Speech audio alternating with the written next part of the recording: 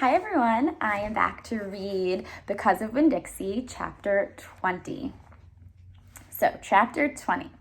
When I told Gloria Dump about Otis and how he got arrested, she laughed so hard she had to grab hold of her false teeth so they wouldn't fall out of her mouth.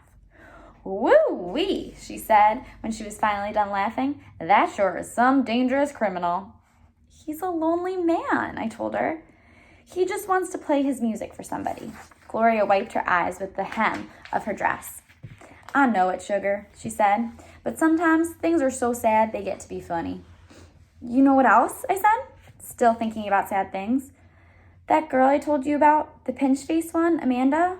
Well, her brother drowned last year. He was only 5 years old, the same age as Sweetie Pie Thomas."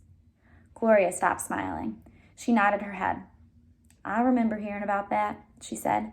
"I remember hearing about a little boy drowned." "That's why Amanda's so pinch-faced," I said. "She misses her brother." "Most likely," Gloria added. "Do you think everybody misses somebody? Like I miss my mama?" "Mm-hmm," said Gloria. She closed her eyes. "I believe sometimes that the whole world is an aching heart." I couldn't stand to think about sad things that couldn't be helped anymore. So I said, "Do you want to hear some more Gone with the Wind?" "Yes, indeed," Gloria said. "I've been looking forward to that all day long. Let's see what Miss Scarlet is up to now." I opened up Gone with the Wind and started to read, but the whole time I was thinking about Otis, worrying about him not being allowed to play his guitar for people. In the book, Scarlet was looking forward to going to a big barbecue where there were going to be music and food. That's how I got the idea. "That's what we need to do," I said. I slammed the book shut. Winn-Dixie's head shot up from underneath Gloria's chair. He looked around, all nervous. "Huh?" said Gloria Dump. "Have a party," I told her. "We need to have a party and invite Miss Franny Black and the preacher and Otis can play his guitar for everybody. Sweetie Pie can come too. She listens to his music. His music good." "We who?" Gloria asked. "We, me and you. We can make some food and have the party right here in your yard." Said Gloria Dump. "We can make peanut butter sandwiches and cut them up into little triangles to make them look all fancy." "Lord," said Gloria Dump, "I don't know if the whole world lacks peanut butter sandwiches as much as you, me, and this dog." "Okay then," I said, "you can make egg salad sandwiches. Adults like those." "You know how to make egg salad?" "No, ma'am," I said. "I don't have a mama around to teach me things like that. But I bet you do. I bet you could teach me. Please." "Maybe," said Gloria Dump. She put her hand on Winn-Dixie's head. She smiled at me. I knew she was telling me yes. "Thank you," I said. I went over and hugged her. I squeezed her hard. Winn-Dixie wagged his tail and tried to get in between the two of us. He couldn't stand being left out of anything. "It's going to be the best party ever," I told Gloria. "You got to make me one promise, though," Gloria said. "All right," I told her. "You got to invite them Dewberry boys." "Dunlap and Stevie?" Ain't gonna be no party unless you invite them." "I have to?" "Yes," said Gloria Dump. "You promise me?" "I promise," I said. I didn't like the idea, but I promised. I started inviting people right away. I asked the preacher first. "Daddy," I said. "Opal," the preacher said back. "Daddy, me, Winn-Dixie, and Gloria Dump are having a party." "Well," said the preacher, "that's nice. You have a good old time." "Daddy," I said, "I'm telling you because you're invited." "Oh," said the preacher. He rubbed his nose. "I see.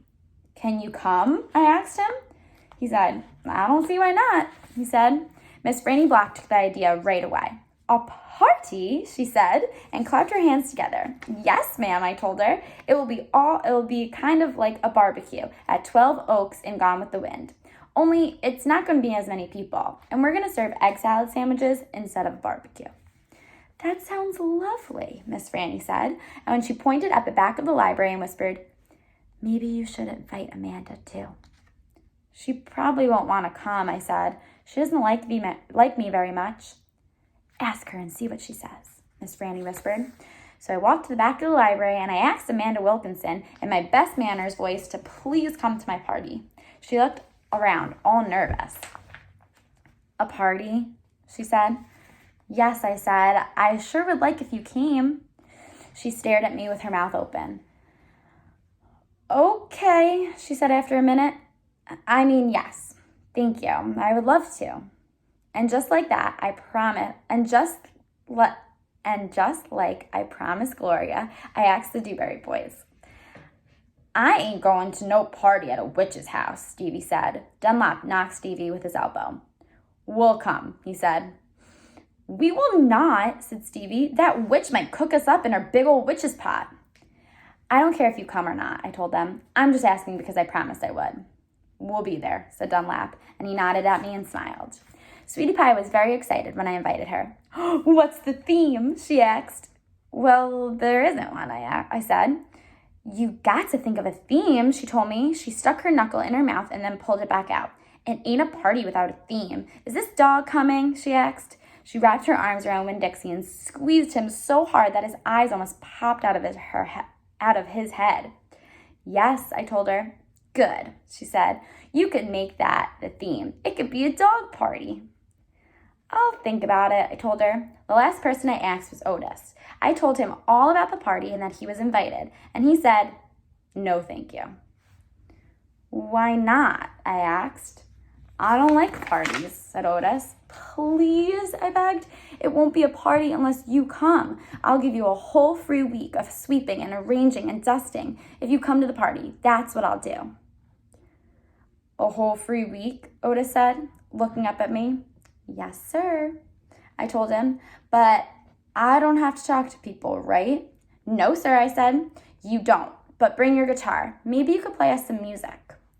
Maybe, Otis said. He looked down at his boots again real quick, trying to hide a smile.